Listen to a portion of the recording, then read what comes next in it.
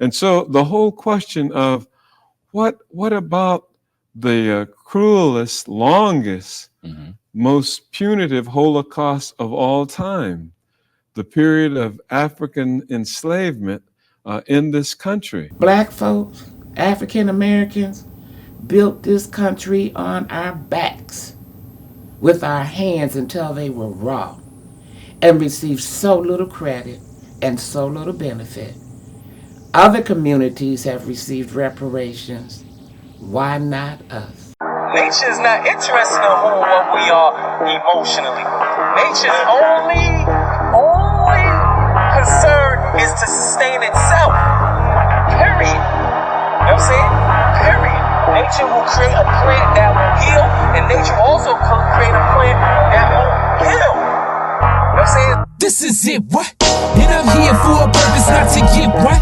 It was dreamt up as I build up visions of new beginnings, and then the success is resembling. I've seen some, and I've seen none. An experience and passive taking me on a path where I don't even imagine. It already happened, snap fingers like magic. You'll see the action cause it's begun. Watch the rerun as I speed up, and I move to the top of the place to be. Do it for the block still, but I rap the street. Soul of a born in with the mind of king. Call me whatever, and I call what I see. I ain't seen much, so I re-up. Building past the ceilings, boundaries that was given to keep me in a position. I don't get stuck, or I give up, cause the quit sucks. And I'm focusing on winning with thoughts that'll listen. Change is consistent, takes up an instant. Dreams that's depicted with the wisdom, and the fears come as the peers run. Meeting him, you could tell that was something that was like a fire burning inside him to get us our due, to get us paid for that labor.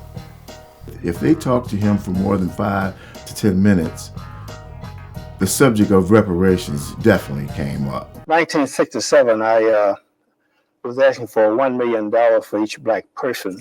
Ray Jenkins had a career as a realtor in Detroit, very important figure. I remember the first time I met him in the early 90s, and I was producing talk radio in Detroit. And Ray was passionate about the idea of African Americans, descendants of former slaves, receiving reparations. It was a passion of his, certainly toward the end of his adult life. I mean, we called him Reparations Ray. What was cool about that was it had a rhythm to it, right? Reparations Ray, a rhythm. Reparations Ray was serious as a heart attack. Ray Jenkins used to call my radio show Wake Up Detroit. Wake Up Detroit. Every day. Yeah. Every day. One topic. JoAnn, we need some reparations. It ain't a handout, it's a dead old. Tell the people, JoAnn. I said, you just told them, Ray. So after some years with him calling every day, I said, now your name is now Reparations Ray. You no longer just Ray Jenkins. But his name is down there because people need to know there would be no H.R. 40 introduced reparations by Congressman John Conyers if it had not been for Reparations Ray Jenkins, who followed him all over Detroit. Followed him around to every place he went to speak. Ray would jump up and grab the mic. Congressman, you need to introduce that reparation. Now the Japanese done got some money and an apology. And after 5 years, World War II of imprisonment. But our people suffered 246 years. We built this country and never got paid. And we need reparations, Congressman. And after a number of those kind of speeches, the congressman said, you know, you're right, Ray. He introduced H.R. 40 in 1989. And after the congressman left, resigned from Congress, Sheila Jackson Lee picked it up from Texas. And this year, it's been approved by the House of Representatives. So, but it got started here in Detroit. It's Detroit. So we must honor Reparations Ray Jenkins. The money will come from the same source that they use the bill of saving the loans out. They're going to pay $161 billion the bill of saving loans out. So why can't they use some money to give reparations to black people? So you don't have a problem with that? If it increases the deficit that we currently have? Let it increase, yeah. It's going to always increase. But if they can find money for other sources, then they can always find money to give black people something for this injustice they suffered for all those number of years. What about black and white relations? Some black and white relations, they're just starting to make progress. Well, this would be a step. I don't think it's any progress been made anyway. It's the races has been separated, and by giving us reparations is not going to make the race any worse. The race is already paid already, so how could it get any worse? You don't think we've made any progress? No, I don't think it's made any progress whatsoever. Reparations Ray Jenkins, again, we have another Detroiter who was on the case for reparations before Cobra was founded, but he's a grassroots kind of guy who was trying to get people to listen to this idea of reparations. Things changed when President Ronald Reagan gave $1.2 billion to Japanese Americans for their being in internment camps during World War II. And when the general public saw that it is possible to get reparations for wrong things done to a certain class of people, the whole thing flipped the script. They started thinking, oh, well, maybe this could be possible for black Americans. The day that bill was announced, USA Today came to my dad's home and interviewed him because they had just authored that bill not too long before that. So it took on a different ramification as soon as you gave credence to the Japanese Americans. Over the years, since I started mine in 1967, when I mentioned those reparations to black people and other people, they thought it was a joke. Yeah, people didn't take you seriously. And so what happened in 1988? 1988, when President Reagan signed the bill to pay the Japanese, then people said, well, maybe this demand is not too ridiculous.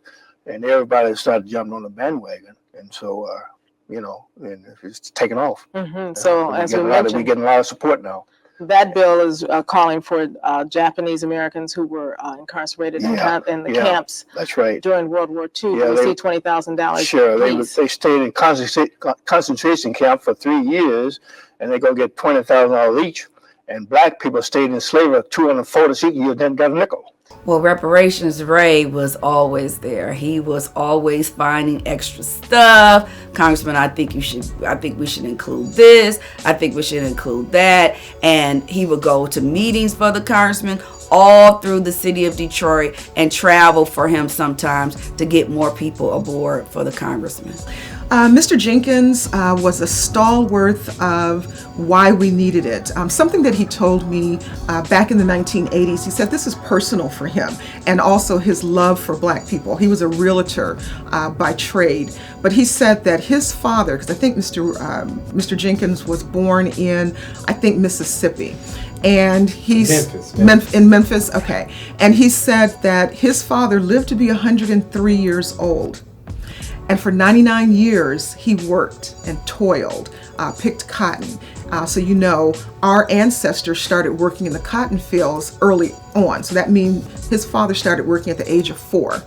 And at the end of his life, at 103, he had nothing, no wealth, no nothing to give to his family, to his, upcoming generations. So Mr. Jenkins reflected on that frequently, and he said that's why we need reparations, and that means cash, along with any programs that come along with it, so that black Americans can have a foundation, economic foundation, which we consider generational wealth, to stand on. My grandfather was a slave in Mississippi, and his daughter is right here right now, 89 years old, and she's quite concerned about the 40 acre mule that the black people did not receive, and she's concerned, and we are concerned, and many horrible stories I could really tell what happened to my people personally. I've seen him as the torch, the light that never gave up. I mean, made it very clear that if anybody in any group the Native Americans, the Japanese, all these other groups that had been given reparations, that African Americans should have reparations. My dad was a real estate broker by trade. He started as a salesman at a small company on the east side of Detroit, and he realized that he thought, I can do this, I can be my own boss. So he started Ray Jenkins Realty, which was on West McNichols in Wisconsin. He bought a standalone building, and he became a registered real estate broker, and he sold many homes when that area was a majority Jewish area. And when white flight happened, my dad was right in the middle of it, and he made quite a bit of money selling homes to black people, whereas the white Jewish community was moving out. And at the same token, he was always a freedom fighter.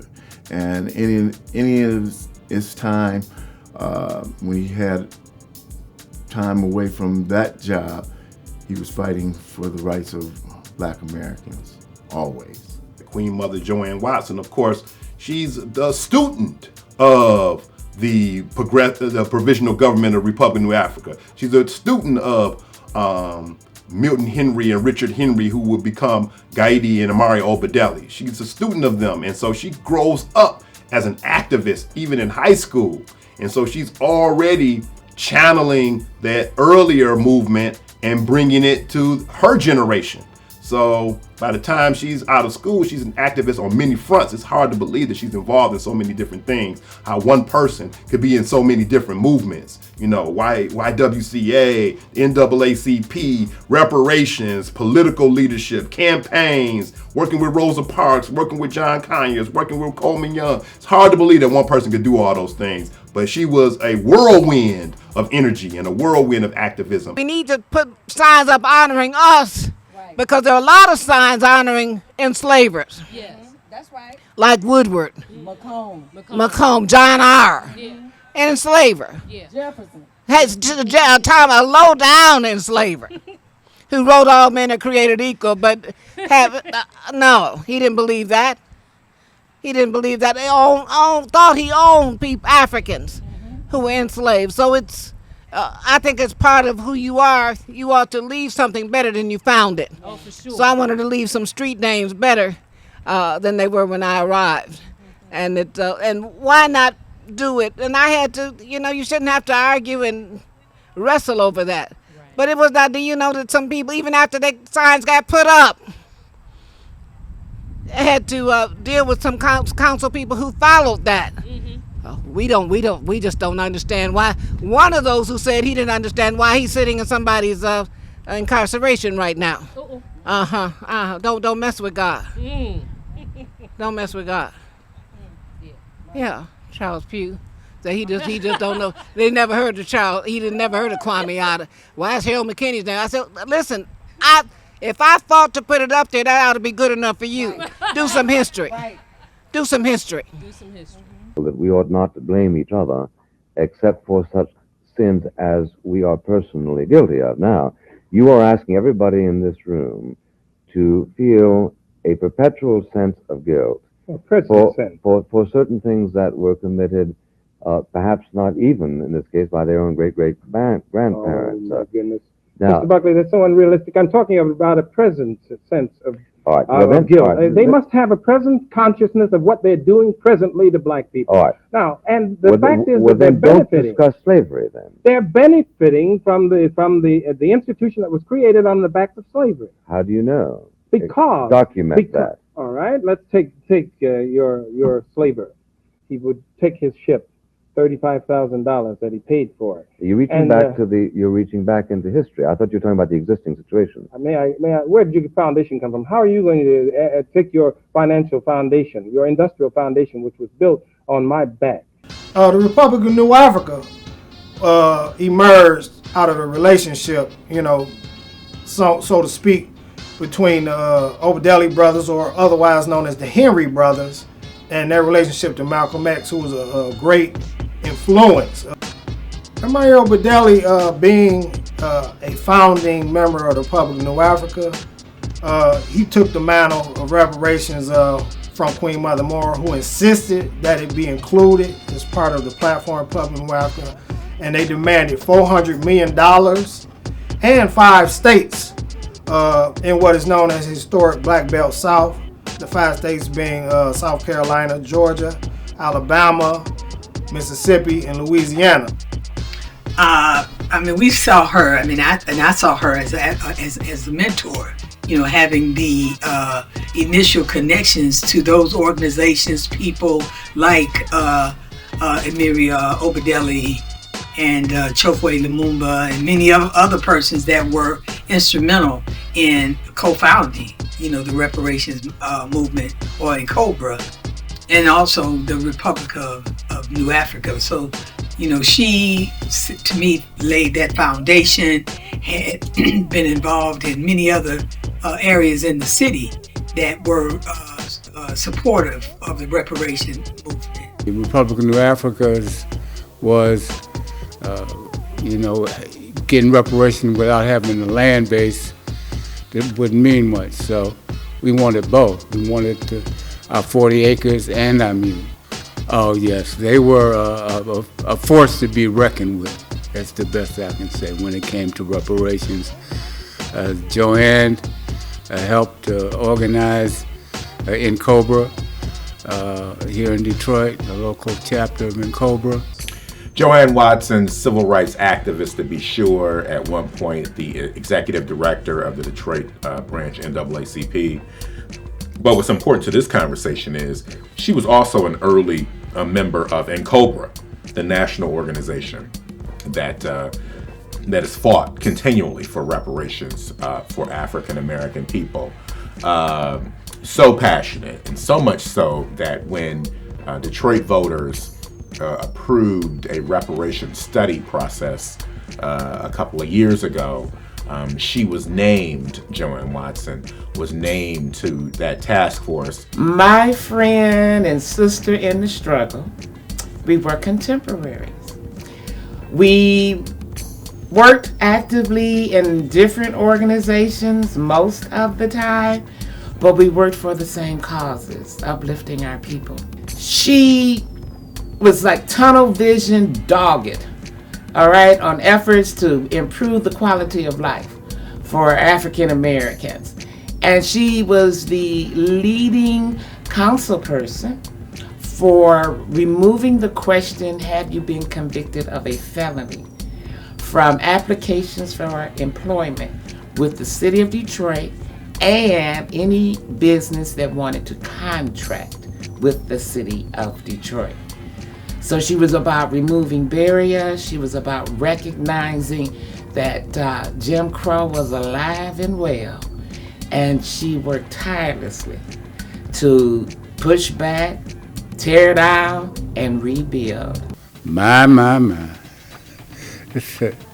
Whatever she took on, she did with her whole being, with her whole self, with her whole energy. You know, there was no one phase of her life. She was a reverend, she was a doctor, she was an educator, she was a revolutionary, she was a Pan-Africanist, she was, oh man, she was all of that and more. Mother Watson it was just an awesome experience to work directly with Mother Watson. I mean, she wore so many hats.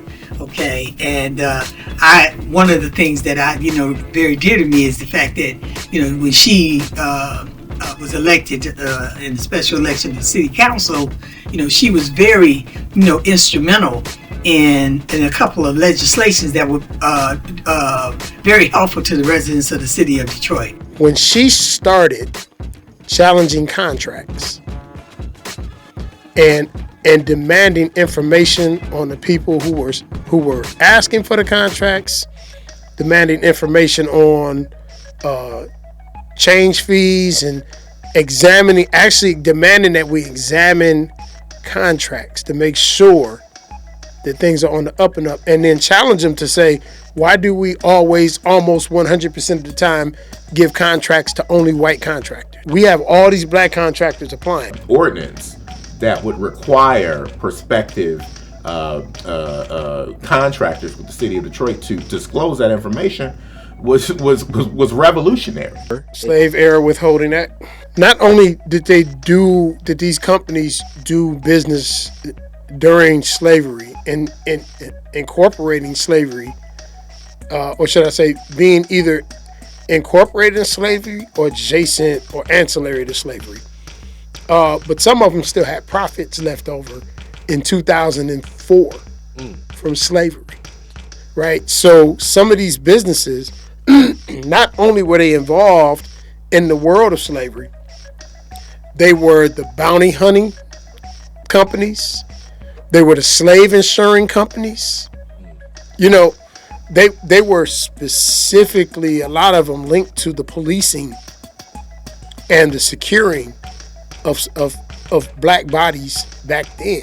Major lawyers, Willie Gary, Johnny Cochran, and a number of other lawyers are now getting involved in trying to come up with a case to bring reparations, and they're going to hit a number of areas. The federal government eventually is the big target, but corporations that still exist right now, and that existed at the time that these lawyers are beginning to discuss it. There are corporations that were involved in slavery, and a lawyer named Deidre Farmer Pellman had begun lawsuits against a number of those companies to force them to divulge their involvement in slavery. And so in Chicago, Alderwoman Dorothy Tillman will push forth an ordinance in Chicago that basically states that businesses have any vending and contracts with the city of Chicago have to reveal their involvement in slavery. That would make them open now for the legal community that was getting involved in suing these companies and potentially going to sue them about reparations. But once they divulge, once that information comes out, now they can be targeted by people like Willie Gary, Johnny Cochran, Deidre Farmer Pellman, and other attorneys who were involved in this case. Charles Ogletree, they were the lead attorneys who were attempting to go after private corporations about their involvement in slavery. And so Dorothy Tillman does it in Chicago, and Councilwoman JoAnn Watson does it here in the city of Detroit. But the congressman always has been about civil rights. And from his civil rights task force to voting to all of his bills that were mainly not just for African Americans, but for all people, he just kept going because he just believed in what's right and what's right for African Americans and moving them forward to the next century so that all the bad things that had happened in the past would not continue to repeat itself. I think he was more so excited in the moment doing the work than like outcomes, right? My dad I never saw my father get excited by outcomes. It was more so, I have this idea and people are coming to the table around this idea and we're building something around it. Like I can remember the gleam in his eye when all these doctors and nurses came into his office for Medicare for All in 2003. I remember those things. I know we're talking about reparations, but I say all that to say that he was focused and committed to the work and the journey. And again, when we talk about, a lot of the conversations we have today are about outcomes. And the outcome is cool, but my father was very much so committed to the work and the day in and day out process of that. Well, the same way we broke the gridlock with the Martin Luther King bill that I introduced, when people would say, I'll join your bill, John, but I know you can't get it passed, but I'm going to join it anyway. Now, in the case of Dr. King, I didn't have to make an argument for his greatness, his contribution, his brilliance, his courage, his contribution to the nation and to the world and to his people. Now, here in reparations, it's a little further back. It's one step removed, at least. And so here the case has to be made. And it is true, you're right.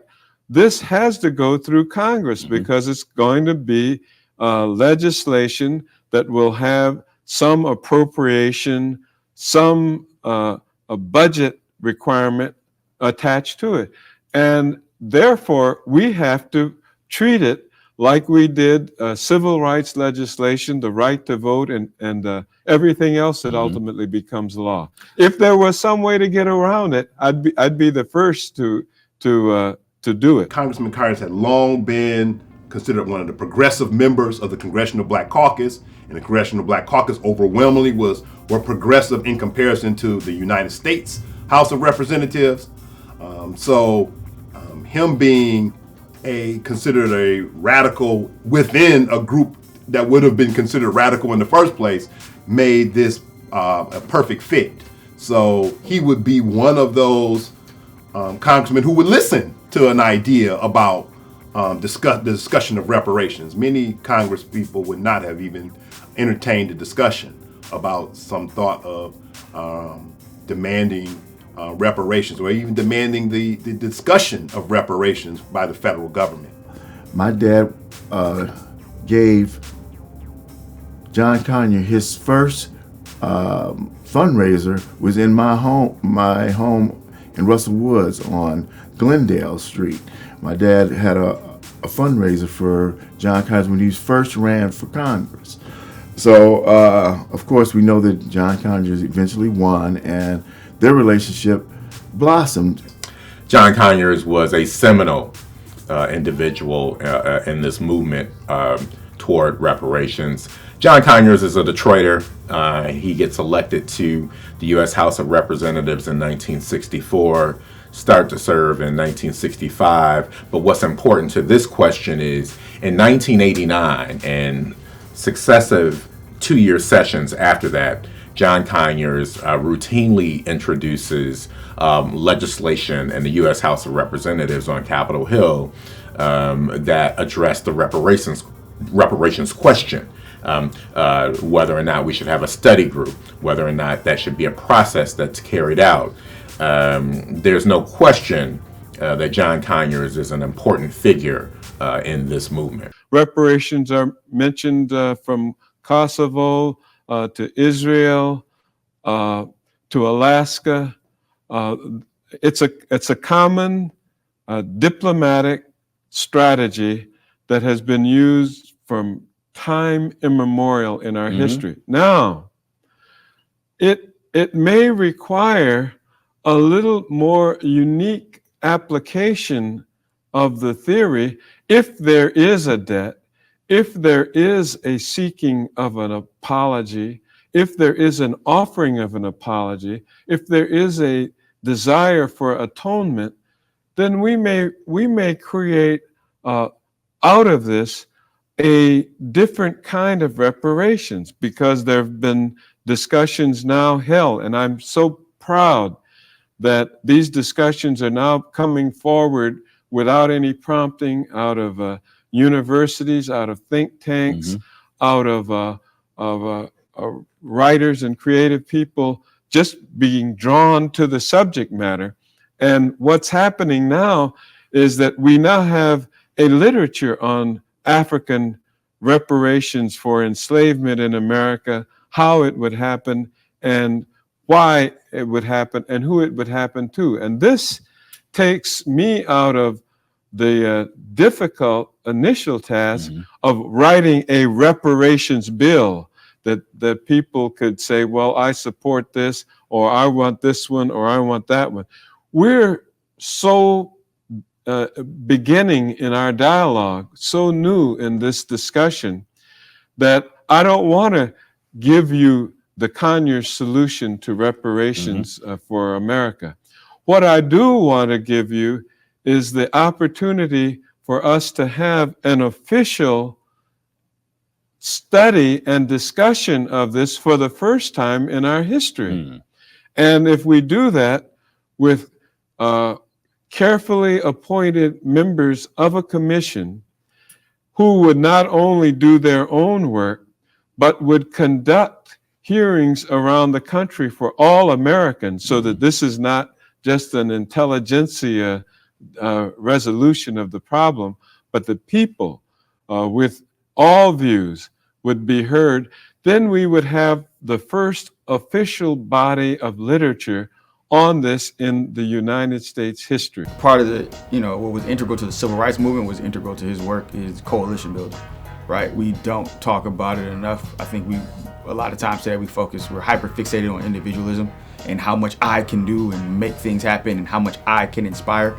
But part of the work is making it so the work can do what it needs to do when you're not in the room, right? When people are away from you. And so my father was really, really big on coalition building, bringing people from various parts of the country, various walks of life together to the table around one idea and getting input so that we can make this the broadest and best to reach the most people and impact the most people.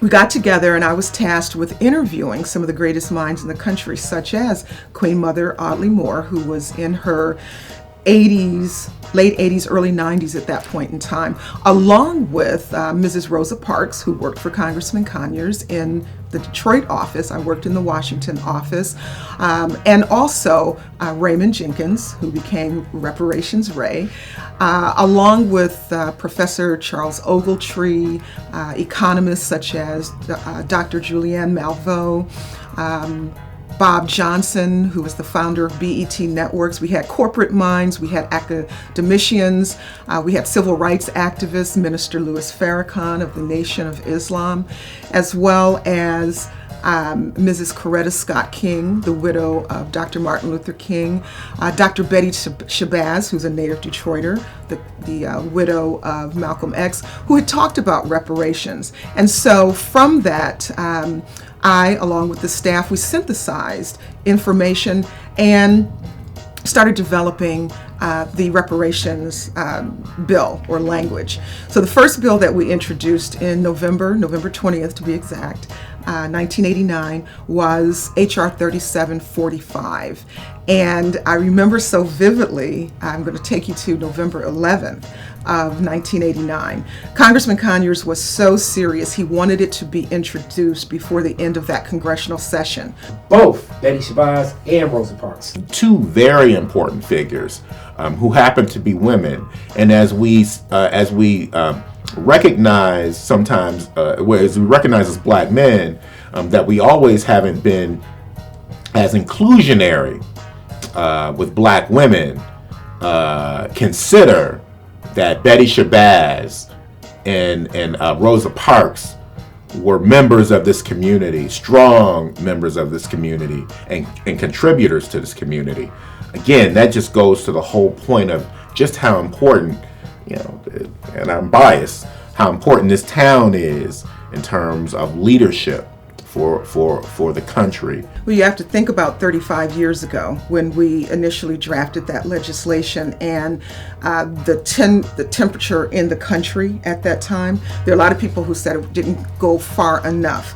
And so the minds that came together in the drafting was to put together a commission to study how reparations could be dispersed to descendants of enslaved people here in the United States. So again, we're talking 35 years ago, and it still has principally the same language that Congresswoman Sheila Jackson Lee has continued to introduce the legislation after Congressman Conyers retired, because she's on the House Judiciary Committee. An executive order would be very helpful, and we've gotten pretty close to that. I mean, I was in the White House when the president signed the order for the Tuskegee, the ignoble Tuskegee experiment, and which he brought all of those. There were some survivors and the family, and there wasn't a dry eye in the White House. And I think in the beginning people just thought maybe he was foolish or something, but after a while and they saw the in-depth research that he's done, he made sure that he had the brightest, the best of the brightest, from young people to middle-aged people to older people working on his staff, so that all the things that he thought about or even just said, I'm thinking about this, he can tell the light, go over there and find me some information about this. And they would always bring back exactly what he wanted and what he was thinking, and then he would tweak it to where he thought it would be representative of his people, because he was for his people. I think the number one thing and the biggest takeaway from his life, legacy, and work is the importance of doing work and investing in work that you may not be around to see come to fruition. There's two major things right now, maybe three. As we look at AI, right, I think about my father's legislation with Humphrey Hawkins' full employment. As you know, AI automation comes and decreases the amount of jobs that humans can actually do.